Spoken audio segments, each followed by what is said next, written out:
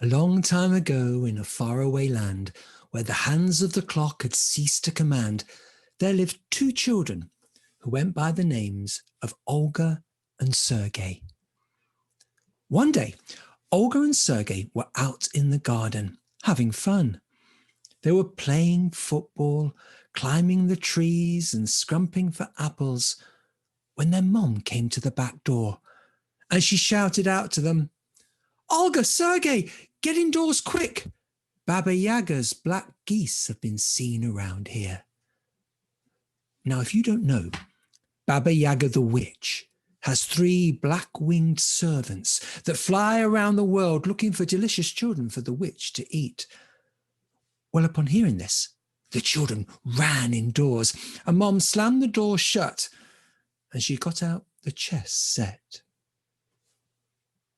It was a beautiful day outside. The children didn't really want to be indoors, so later that afternoon, when their mom came to see them and said, "Me and your dad, we're going to go to the market to buy sugar buns for tea." "All right, Mum. Now remember, whatever you do, stay indoors. Remember, Baba Yaga's black geese have been seen." "We promise, we will." Mum and Dad got on their donkeys and off they went to market, but no sooner had they gone, Sergey turned to his sister Olga and said, "Come on, let's go and play outside." "Are you sure?" said Olga. "Remember what Mum and Dad said." "It will be all right," said Sergey. "Come on." And so Sergey led the way, and out into the garden they went.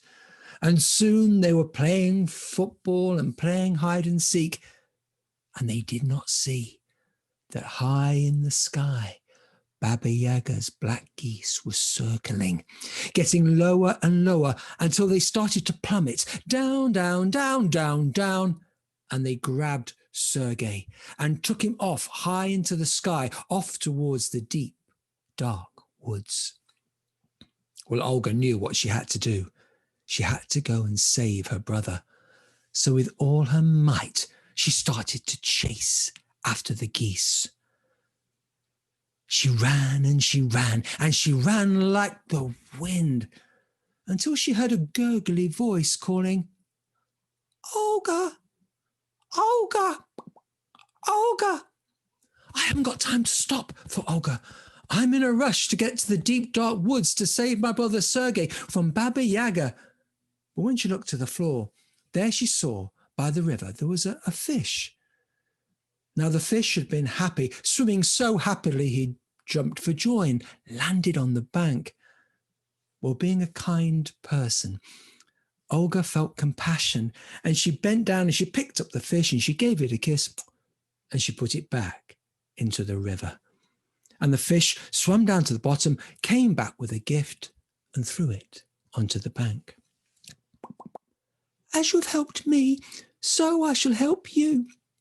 Take this shell, and if you should ever find yourself in trouble, throw it over your shoulder, and I'll come and help you." "Thanks," says Olga, and she put the shell, put it into her pocket, and again she started to run towards the deep, dark woods. She ran and she ran, and she ran like the wind, until in a posh voice she heard, "Olga, Olga, Olga." There by the foot of an old oak tree, she saw a squirrel caught in a trap.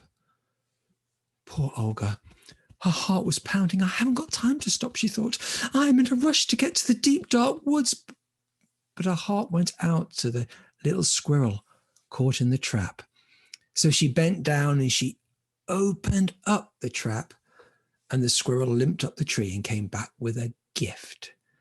And he gave her a tiny little acorn, and he said in a rather posh voice, "As you have helped me, so I shall help you. If ever you should find yourself in trouble, take this acorn, throw it over your shoulder, and I will come and help you." "Thanks," says Olga. And she put the acorn into her pocket along with the shell. And again she started to run towards the deep, dark woods. She ran and she ran, and she ran like the wind, until in a high squeaky voice she heard, "Olga, Olga, Olga." I haven't got time to stop, thought Olga.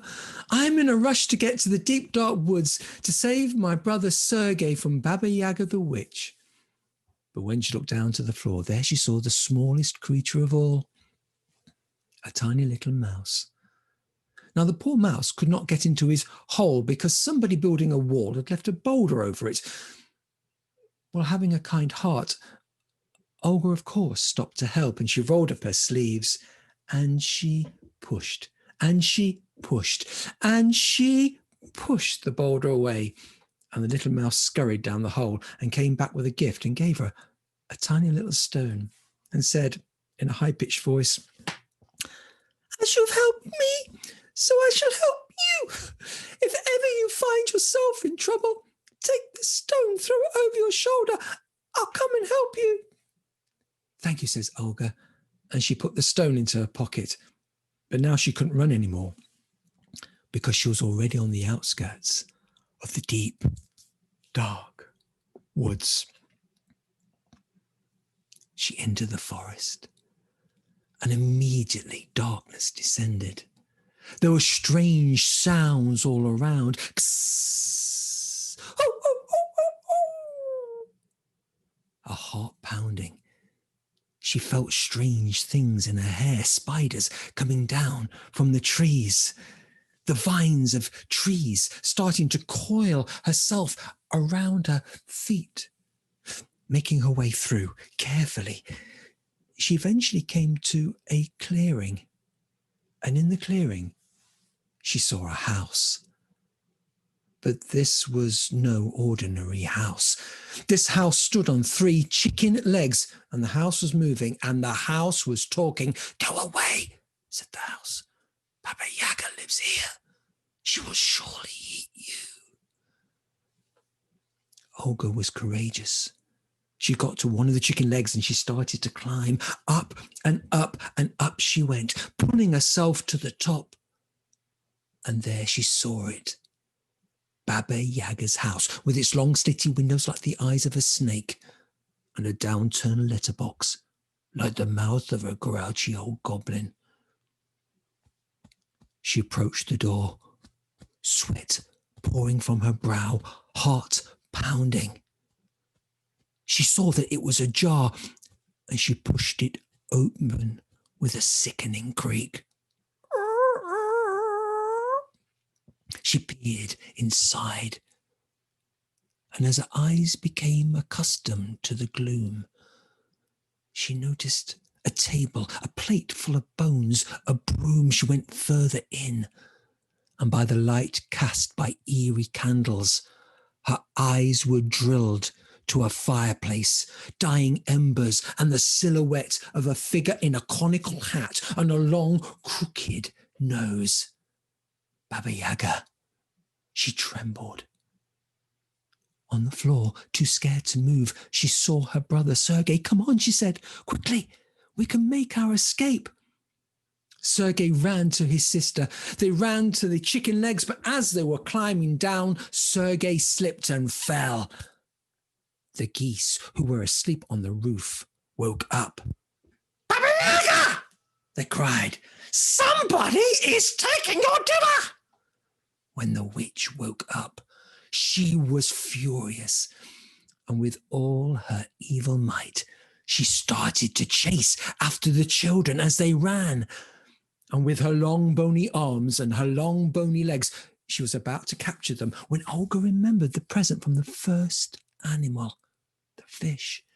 And she put her hand into her pocket and she pulled out the shell and she threw it over her shoulder.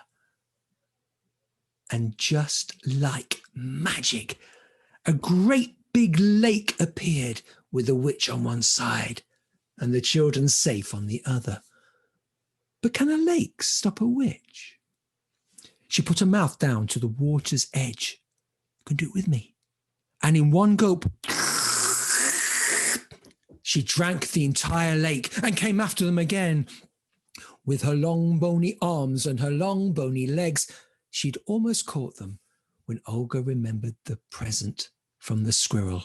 She pulled out the acorn and she threw it over her shoulder, and just like magic, a tree appeared.